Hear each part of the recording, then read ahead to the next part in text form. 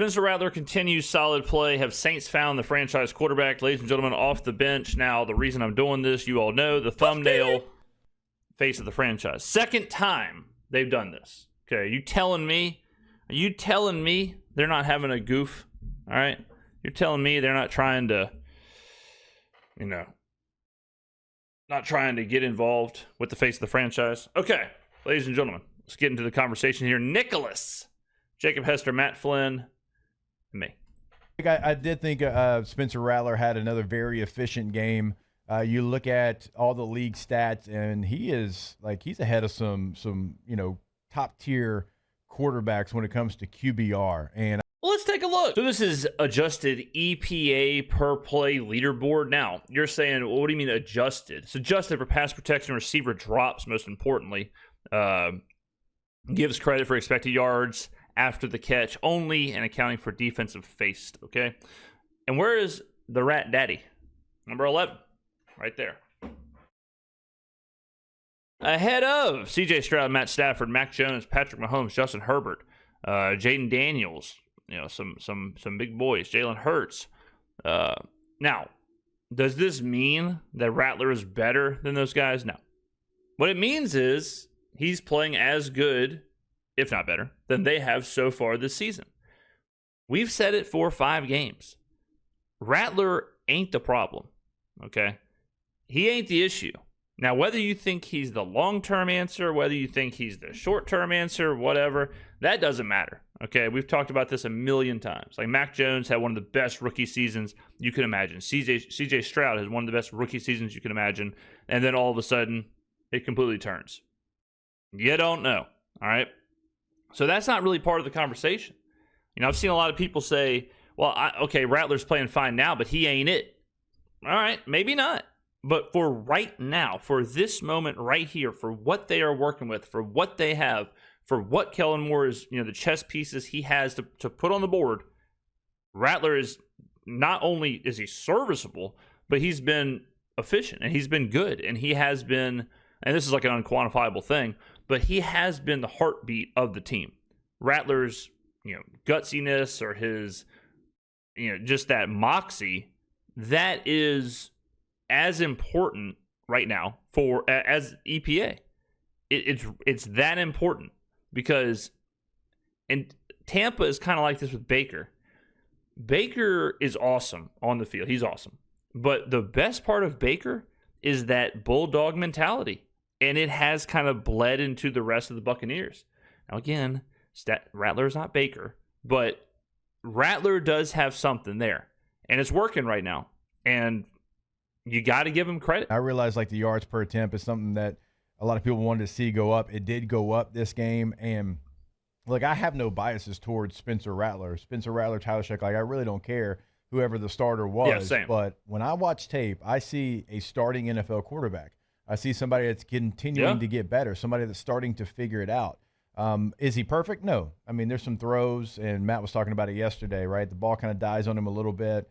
He does have a tendency to throw behind a receiver.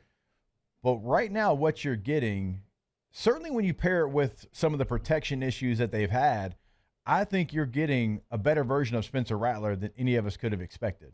Well, maybe not any of us, but so Jacob just mentioned it. What Rattler has been elite at is avoiding pressure. He is incredible. I don't know the metric or the chart that I got to find.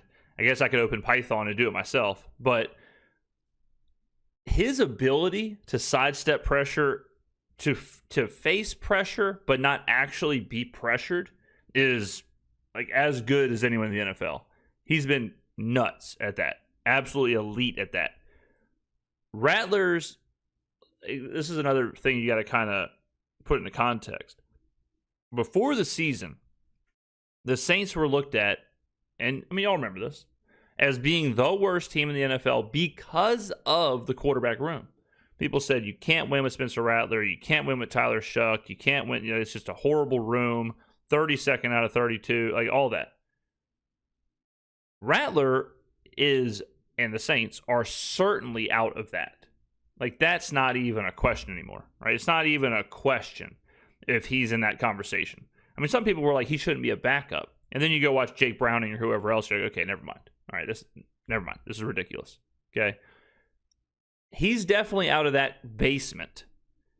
Now, the question is, where does he kind of land? You know, we said before the season, all he's got to do is be Derek Carr to really give this team a chance, because Derek Carr was like a top 20 quarterback somewhere in there. On average, I would say 2021, somewhere in that ballpark. And Rattler has been better than that. Now, it's a different style for sure. I saw a stat recently where Rattler is getting rid of the ball like a full second faster than last year.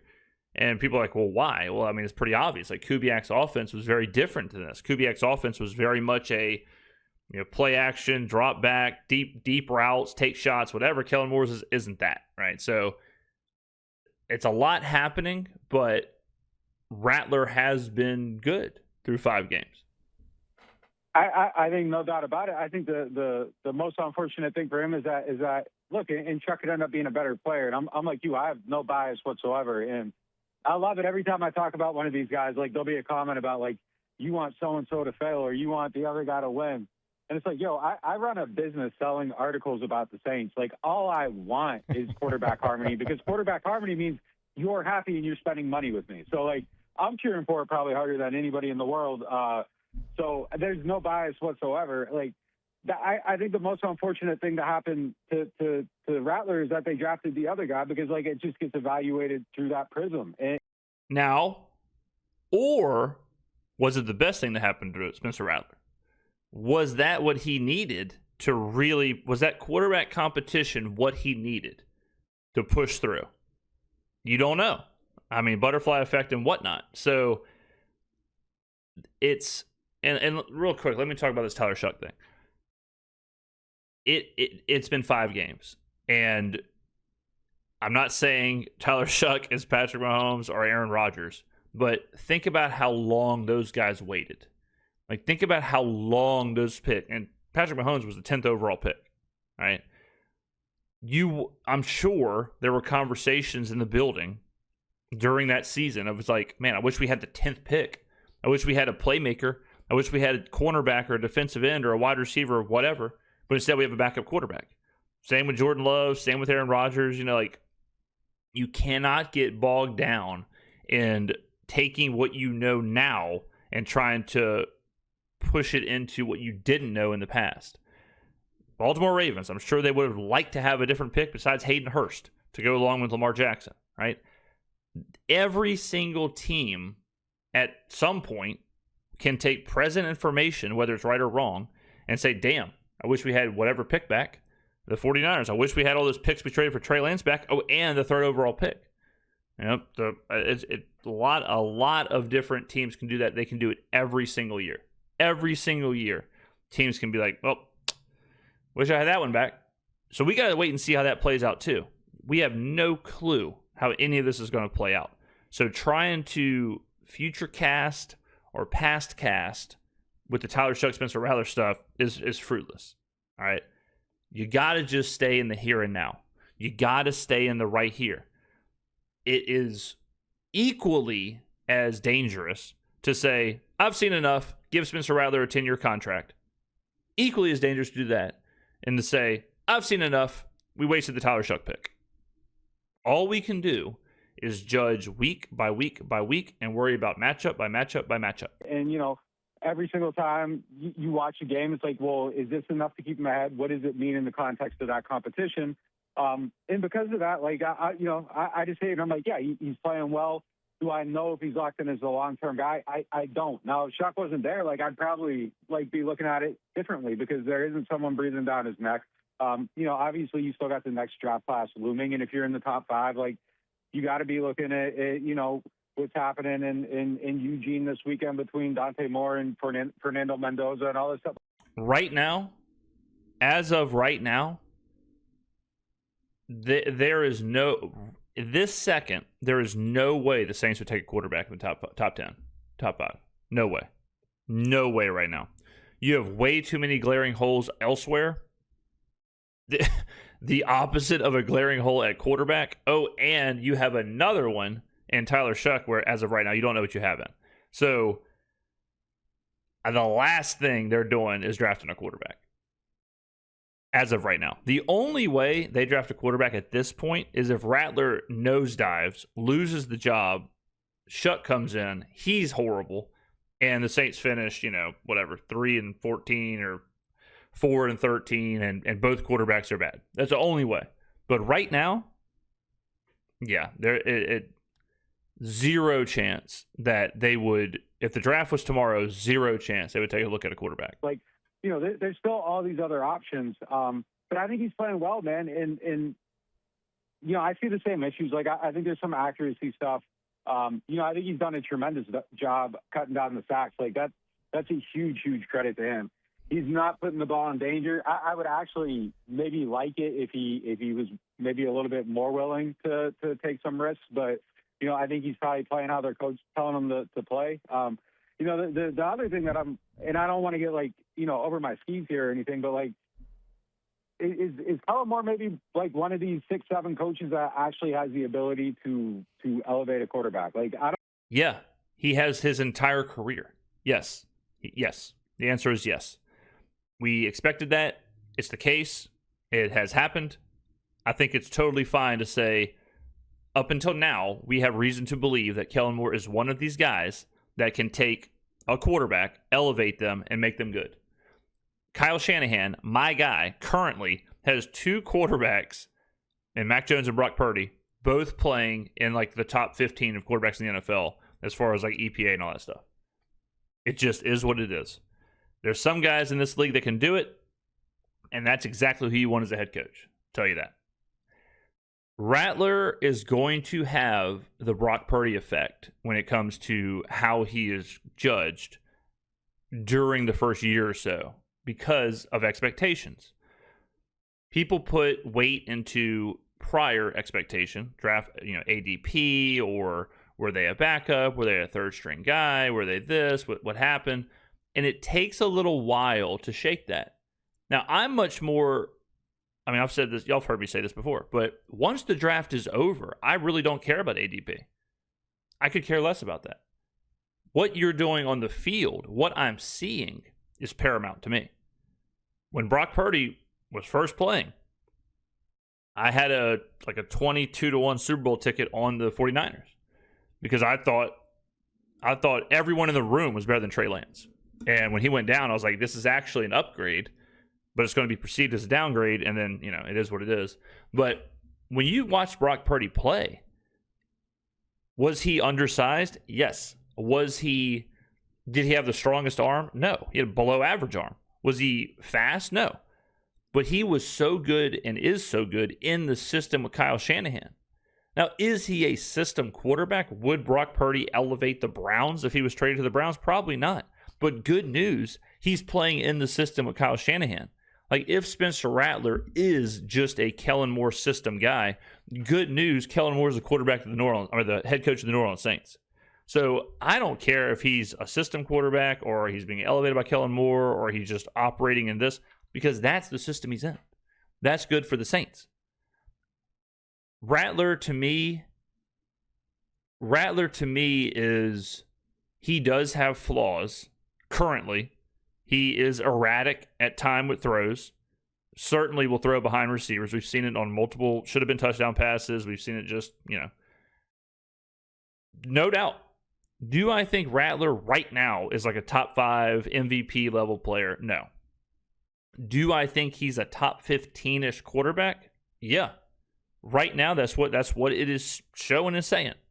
He's playing in that world.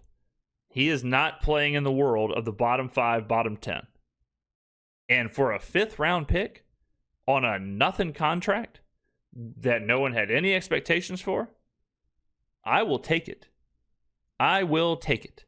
And that's how, you talk about the best possible way to get out of a salary cap problem is if you backpedal your way into a quarterback solution, and that quarterback being a second-year, 5th-round rookie. That's as good as it gets. Now you got Kelvin Banks, you got Talise Fuaga, you got Rattler, you got, even Kendra Miller, you got all these guys on these super cheap deals. Chris Olave is on a super cheap deal. You have all these guys on cheap deals, and you're trying to clean up the books. This is as good as it gets. I don't know if there's a ton of them in the league, and there's starting to be a little bit of evidence here that maybe he's actually one of those guys that can help someone get better, and maybe he is somebody that can actually develop at the position. I think there's still a lot of evidence that needs to be gathered. There's definitely a ton of evidence that needs to be gathered about him as a coach. But not one aspect, like I'm starting to look at it and be like, man, is he actually a difference maker? In someone that can make this work with a guy that needs development. And if that's proof positive, that's a very good thing to have in your building, especially at this time. But yeah, I think he's playing well. I don't know if he's long term, but I'm definitely not looking at it like he can't be in there, or even if he isn't your long term. Like, I think you can viably go through a season with him, next year and draft Jordan Tyson or Bain or whoever. Like, if you feel. Oh yeah, right now, I've been saying Ruben Bain would be the pick if he's available right now, wherever we are, all that stuff. You have to fix a lot of other things with the Saints, and right now, you got to feel pretty comfortable with Kellen Moore and Spencer Rattler and how this thing's operating. Go get your other pieces. Go fill out the other parts of this roster. Start stacking up some talented playmakers elsewhere. Go get the defensive end. Go get the superstar wide receiver. Go get the, whatever the position ends up being. We have a lot of college football left before we even know what the draft's going to look like, right? But yeah, and I think people get I think people get locked into this idea of like the franchise quarterback, the long-term solution. Sometimes so that teams will pretend like they have their answer, a la Trevor Lawrence. The Jacksonville Jaguars want so desperately to have their franchise quarterback that they have tricked their fan base and the national media into believing Trevor Lawrence is a franchise quarterback because they gave him a long-term deal, and now they are operating in a situation where they've tricked the fan base into where the fan base can't say it's a Trevor Lawrence issue, even though it kind of is. Right? So some teams want a franchise guy so bad that they'll take a Tua or a Trevor Lawrence or whoever, give them the bag and say, guys, we got our franchise quarterback. Don't worry about that. That's not the problem. I'm much more of like, look, let's just play it kind of by the year, play it by the 1 year, 2 year, 3 year situation, and then we'll reassess when we have to. With Rattler right now, we don't have to jump to this, like, is he the long-term franchise quarterback? Is he the next, 2 contract guy? We got plenty of time to figure that out. Got plenty of time to figure it out. Right now, we just see how it goes this year, see how it goes game by game, and go from there. But 5 games in, stats are what they are. A bit about him, or you don't feel great about one of these other quarterbacks, but I think he's establishing himself as a guy that's a viable NFL starter. Whether I think you want to be on the top side of that top 15. But he's playing well. I knew he'd get you. I knew eventually you'd say something positive about Rattler. There you go. That's the best. Yeah. All right, last super quick question. Last one. If you're driving down interstate, real quick.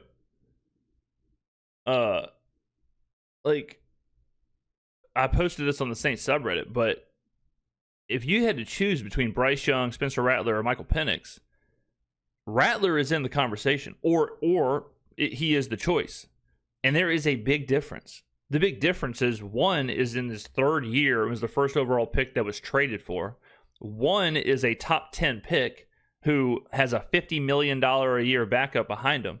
And one is a 5th round rookie, or a 5th round second year, basically a rookie.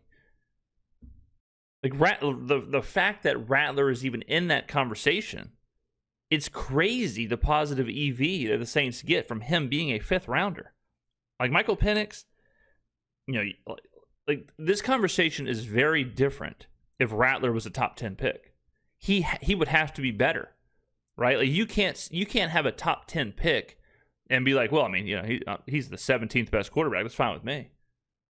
That's a very different conversation. Michael Penix has to be better, especially with his age. Bryce Young, LOL, but he's got to be better. Okay. Cam Ward, I know it's only been 5 games, But at some point, he's got to be better. You're the first overall pick.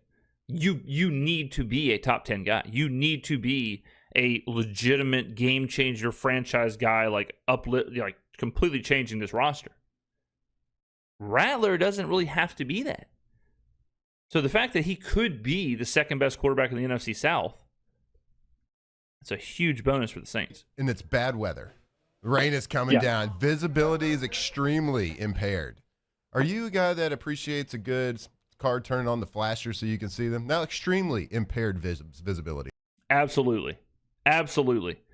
When it is extreme visibility impairment, sideways rain situations, I really appreciate the car in front of me having the flashers on, because then I can kind of, if I get lost in the weather, if I get lost in the rain, I can at least have the guiding light of the flashers and of the car to tell me where, at least that I'm on the right, like I'm in the lane. I'm okay. Everything's cool. Especially when you're driving like from Mississippi to Louisiana. There is a lot of, there's a stretch like right before, right around the state line where the road basically turns into like a Mario Kart course. And if you don't have anyone around you, like you can get kind of confused of where you are on the road. You get kind of confused of like, okay, where is the security banner or the whatever it's called, the like construction thing? Where is that? Because I know it kind of zigs in, zigs out. Where is that? Where's the shoulder? Where, am I even in a lane? So to have someone with flashers, it is nice. Yeah. Are you turning Am your I flashes? turning on my flashers? Yeah. Mm-hmm.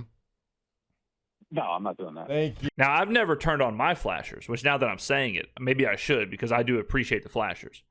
So maybe I should turn them on, but I never do turn my flashers on. Thank you. That's the right answer. This guy over here, I don't know what they got in Tyler, Texas. My gosh. I want safety first. Yep, turns out it's you. Nick, you're the man. We appreciate it every single week. Go to neworleans.football, subscribe. It is well worth it. We can promise you that. They've got it covered from every single angle. Hey, we appreciate it. We'll catch up again next week. Yeah, no problem. Turning on the flashes is an incredibly soft move. Like, I wouldn't even consider it. Yes, on the way out. On the way I don't think the flashers are a soft move. What I do think it's a soft move is using an umbrella. out. I liked your taco answer better last week. Man, woo! Oh, yeah. All them times you hated on me for my stance. Okay. You ready to admit that maybe it's you? Nope, never. No, I'm with you. I'm with you, Matt. Should we go poll everybody out in the hallways and go ask that too? We're talking about extreme visibility issues. Yeah, why wouldn't you? I mean, now I say that, but I never have. But I do. If Matt, I'll tell you this right now. If Matt Flynn was driving in front of me and he has flashes on, I'd really appreciate that. Oh, wow. Now you're trying to move the goalposts. More OTB when we come back. But yeah, I've never, Jesus, what's going on here? But I've never, what is going on here with the computer? I've never used an umbrella in my life. I'll tell you something else that I've never done. I don't care how late I am to something. I'm never running in public. Like running in the airport or running like when I went to school, like across campus. I'd just be late. I'd just miss the flight. I'm not running. I would rather miss the flight. Imagine being able to build. What am I imagining? I'd rather sleep in the Auntie Anne's pretzels in the airport than sprint to catch my flight. No way. Thunderstorm, raining. I'm not utilizing the umbrella. I'm like a turkey. Now you may say, what the hell does that even mean? Turkeys sometimes drowned because when it's raining, they look up with their mouths open and they're too dumb to even realize what's going on and they drowned. Now I heard that and it's stuck in my brain. Is it true? I actually don't know. Now that I've said it out loud, I don't know. But I do believe it. Is that, someone double check me in the comments. Hey, we're kind of late into the video. I want to tell you this. I should have done this at the beginning. So this is a little sneak peek. Last week I ran a sale, 10% off, desperation sale to make the Saints win. It did. Y'all took advantage of the sale. We're running out of stock, running out of merch. It is what it is. I've decided in the graciousness of my heart to run another sale. The Saints won by 12 against the Giants. So, the entire store from now, when this video launches, 11 a.m. on a Thursday, to kickoff Sunday, the entire store is 12% off. Saints won by 12, you win by 12. Okay? The entire store, every hat, every shirt, every mug, every whatever, 12% off. Take advantage of the sale now. Get involved. Merch will be shipping out ASAP like Rocky. Get in there like swimwear. All right, ladies and gentlemen, thank you for watching. I will see you in the next video.